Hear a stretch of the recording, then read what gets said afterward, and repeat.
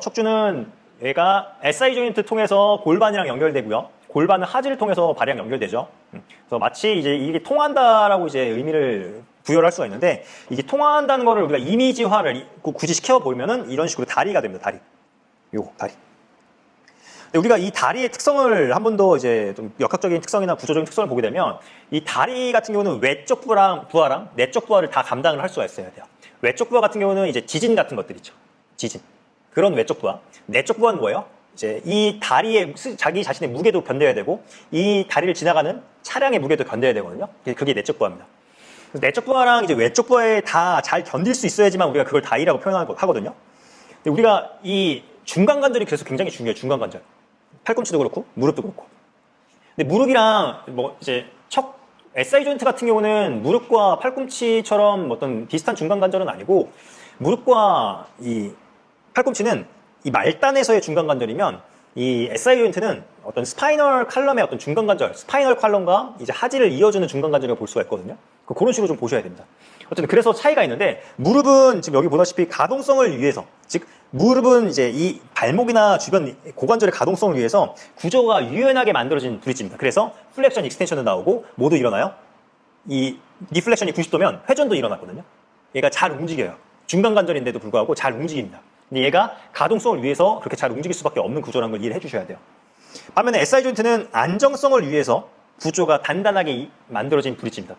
안정성. 잘 움직임이 잘 일어나지 않는다고 말씀드렸어요. 그래서 이렇게 중간 관절 혹은 이런 브릿지의 문제는 자체의 안정성보다 양 끝단을 꼭 보셔야 됩니다. 양 끝단. 즉 무릎 관절이 문제다라고 하면, 이 사람이 누가 이렇게 직접적으로 컨택을 했어. 뭐 럭비나 이런 데서 누가 컨택을 해가지고 이렇게 무릎이 다쳤어. 이러면은 당연히 여기 이제 여기 무릎 주변을 제어를 해야 되는데, 그게 아니라 이 사람이 뛰다가 무릎이 아파. 뭐 계단을 오래 걸어가지고 무릎이 아파. 이러면은 어딜 봐야 돼요?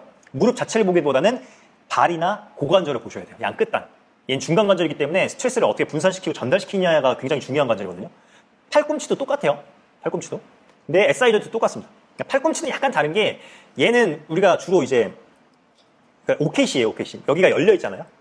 반면에 이 무릎 같은 경우는 발이 닫혀 있습니다. 무릎, 발이 CKC. OKC랑 CKC의 차이가 있다는 걸 좀 알아두셔야 돼요. 어쨌든 뭐 무릎도 그렇고 팔꿈치도 그렇고 양 끝단, SI 조인트도 양 끝단을 봐야 되는데, SI 조인트는 힙 조인트랑 척추는 좀 구체적으로 얘기하면 요추겠죠. 요추. 얘를 봐줘야 됩니다. 그래서 이거 레퍼런스를 또 찾아봤더니, 그러면 척추가 굳어있는 사람들은 SI 조인트가 문제가 생길까? 라고 봤어요. 그래서 이 토라콜 럼바 정션 픽세이션, 토라콜 럼바 정션을 딱 붙이는 수술이에요. 허리가 다치거나 아니면 뭐 요추 디스크가 있거나 이러신 분들이 이런 거 많이 하거든요. 여기 딱 붙여버려요. 여기 나사로 뚫어가지고 딱 고정시키거든요. 근데 이렇게 수술을 했더니 SI 조인트에 걸리는 부하가 증가되더래요. 그래서 이 스파인의 스티프네스, 경직도가 올라가면 올라갈수록 조인트, 이제 이게 뭐예요? 관절염에 걸릴 확률이 증가합니다.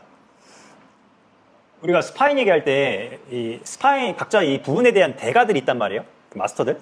그 중에 이제 맥길 교수님 얘기 많이 하는데, 뭐 그 사람이 틀렸다는 건 아니고, 그 사람이 이제 얘기를 할 때 스파인에 대한 비유를 예전에 했던 게 있어요. 요새는 어떻게 비유하는지 모르겠는데, 아마 저번에도 얘기했을 텐데, 스파인을 그 사람이 카드로 비유를 하더라고요. 플라스틱 카드 비교하면서 얘네가 한두 번 굽을 땐 괜찮다라고 했는데, 근데 이거 여러 번 수백 번 굽으면 결국은 부러진다라고 이제 얘기를 합니다. 근데 거기서 이제 반박하는 것 중에 하나가 뭐냐면, 그 비유가 적절하지 않은 게, 플라스틱 카드는 수분량이나 점탄력성이 없어요.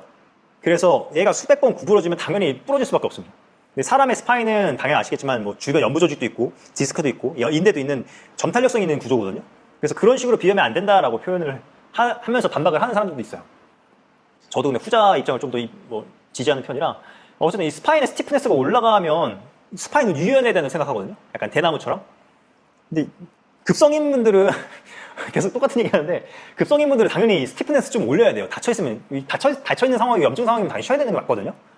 근데 이거를 거의 굳혀서 생활을 하시는 분들도 많아요. 한번 다쳐가지고, 뭐, 포비아라고 하거든요. 다쳐가지고 이게 돌거나 신전하면, 뭐, 플렉션 하면 더 다치는 줄 알고 안 움직이는 분들 계시는데, 일단 움직이는 게 좋습니다. 어느 정도 만성적으로 됐다고 하면은 많이 움직여주고 하는 게 좋습니다. 스티프네스가 아니라 이 탄력성이나 이런 것들을 좀 많이 생각을 해주시면 좋습니다. 그래서 LS 정션, 이게 뭐예요? 럼보 세이크럴 정션. 얘네가 경직되면 SI 조인트가 움직임이 커지지가 않아요. 보통 우리가 관절 어때요? 만약에 숄더 관절이 안 움직여. 그러면 흉추가 많이 움직인다거나 티에 정션을 많이 꺾는다거나 다른 관절의 이제 인적 관절의 보상작용의 어떤 역할로 가동 범위를 더 늘리거든요. 근데 얘는 안 그래요. LS 정션, 그러니까 SI 조인트 위쪽 정션 관절이죠. 얘네가 경직되면 SI 조인트는 움직임을 더 크게 만드는 게 아니라 어떻게 돼요? 작은 움직임만 해서 접촉 압력이 더 늘어나요. 요거 이해가세요? 얘네가 더 많이 움직이는 게 아니라 얘네가 더 많이 움직일 수도 없어요. 그리고 얘네가 그냥 받는 스트레스, 단위 면적당 스트레스가 더 올라가는 것 뿐이에요. 그래서 스트레인이 더 많아지는 식으로 이제 스트레스를 받는다고 합니다. 특히 2분절, 럼바 쪽에서 2분절 이하 고정, 그러니까 한 분절 고정시키거나 두 가지 분절만 더 고정시켰을 때는 이 스트레스, SI 조인트에 걸리는 스트레스가 크진 않았대요. 근데 4분절 이상 고정했을 때 SI 조인트의 스트레스가 훨씬 더 커졌대요. 그럼 우리가 여기서 생각할 게 뭐예요? SI 조인트 문제 있는 분들 일단 요추 쪽 이 모빌리티를 꼭 보셔야 돼요. 요추나 그 위쪽 스파인 전체적으로 다 꼭 체크하셔야 돼요. 요거 중요해요. 그래서 이 사람들의 스파인이 제대로 유연한지, 잘 움직이는지, 로테이션 잘 나오는지 꼭 같이 체크를 하셔야 됩니다. 그래서 보통 수술 이력이 있거나 허리 번절이 많이 굳은 분들, 뭐 픽세이션 수술을 했다거나 이런 분들에서 통증이 있다, SI 조인트에 통증이 있다라고 하면은 사실상 엉치뼈가 틀어지거나 엉치뼈가 뭔가 문제가 생겨서 그렇다기보다는 스파인 자체의 어떤 이런 스티프네스 때문에 SI 조인트 쪽에 통증이 나오는 경우가 있을 수 있다라는 거예요. 그러면 이 사람은 SI 조인트 여기 엉치뼈가 아파. 근데 허리 쪽 평가해 보니까 여기 뭐 흉추나 이런 쪽 좀 모빌리티가 많이 굳어 있어. 그럼 그런 분들은 여기 폼롤링 여기만 폼롤링 해도 괜찮다는 거예요. 근데 물론 그거 하고 나서 평가 다시 해줘야겠죠. 그래서 SI 조인트 통증이 있으면 우리가 판단할 게 뭐예요? 골반 링 일단 확인하시고 골반 링 두덩결함 이런 거 확인하신 다음에 그 다음에 위쪽 스파인의 스티프네스를 꼭 체크하셔야 돼요. 가동술 뭐 필요하신 분들은 쓸 수 있는 분들은 가동술 쓰셔도 괜찮고 그다음에 고관절도 마찬가지로 같이 보셔야겠죠. 그래서 이거 실습 같은 경우는 이제 분절 중 안 나오는 부분 중재. 골반 이렇게 있죠. 이 상태에서 PSS 쪽 잡고 여기 잡고 시골 이렇게 엉치뼈가 이렇게 있을 거예요. 장골이 지금 이렇게 있는 상태고 PSS 잡고 얘를 잡고 이렇게 눌러보는 거예요. 이런 식으로. 그러니까 수직으로 누르는 게 아니라 살짝 이렇게 엔테리 틸트 시킨다고 보시면 돼요. 그래서 이렇게 눌렀을 때 이런 식으로 약간 이런 느낌이죠. 누르면서 그래서 잘 움직이는지 보는 거예요. 그러니까 이게 잘 움직인다라기보다는 좀 닫혀 있는지 아니면 열리는지.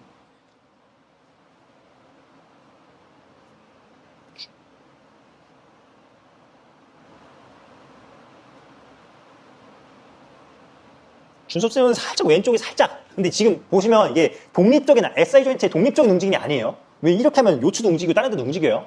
근데 우리가 봤었을 때 이 PSS 쪽 움직임 봤었을 때 여기가 좀 살짝 움직이는지 안 움직이는지 이것만 체크하는 겁니다. 준섭쌤은 이제 여기 왼쪽이 살짝 닫혀 있어요. 일단 이것만 체크 좀 해볼게요. 해보시죠. 알았어요. 체크한 상태에서 이제 어떻게 할 거냐면 스파인을 봐야 되거든요. 스파인 스티프네스를 봐야 돼요. 그래서 어떻게 하냐면 이제 경추 있고 흉추 있고 요추 있을 거 아니에요? 이 상태에서 스파인 쭉쭉 눌러보는 거예요, 이렇게. 근데 중요한 게 이 흉추 같은 경우 이렇게 후만 있잖아요, 후만. 이거 각도에 따라 눌러야 돼. 다 수직으로 누르는 게 아니라 이렇게 커브가 있으니까 이렇게 눌러야 돼요, 흉추 같은 경우. 이거 가세요? 무슨 말이냐면 지금 우리가 얘 눌렀을 때 이렇게 있잖아요. 컨택을 다 이렇게 수직으로 하는 게 아니라 TL 정션은 꺾여 있잖아요. 그럼 얘가 살짝 이렇게 쳐줘야 돼, 이렇게. 이해 가세요? 커브 맞춰서 쳐줘야 돼요. 그래서 커브 맞춰서 수직을 눌렀을 때 얘도 끝범위까지 가야 돼요. 자, 이 상태에서 그냥 이렇게 누른 게 아니라 이건 CPR이고 이 상태에서 끝범위까지 쭉 눌렀다가 더 이상 안 가네? 그 상태에서 살짝 눌러보는 거예요. 끝범위까지. 이거 아니에요. 끝범위 쭉 눌렀다가 이 상태에서 얼마큼 움직이는지. 그래서 종이씨 한번 쭉 가보면 얘는 그래서 이렇게 하는 게 낫겠죠. 흉추 이렇게 돼 있으니까. 이게 아니라 여기서 이렇게 좀 누르는 게 낫겠죠. 그래서 얘가 얼마큼 좀 움직이는지 보이는 거예요, 이렇게.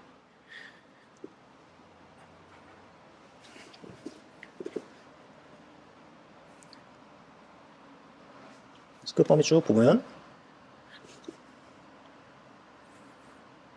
종이쌤 여기 좀 닫혀 있거든요. 그러면 여기 스티프네스를 살짝 늘려줘야 되는데 어떻게 하냐면 그냥 이 가동술이라고 보시면 돼요. 이 상태에서 하나, 둘, CPR 하듯이. 근데 이것도 끝범위에서 누르셔야 돼요. 끝범위에서 약간 이런 느낌으로. 이런 식으로. 그래서 이거 한번 반복한 다음에 다시 SI 조인트 움직였을 때 여기 좀 부드럽게 바뀌는지 한번 볼 거예요.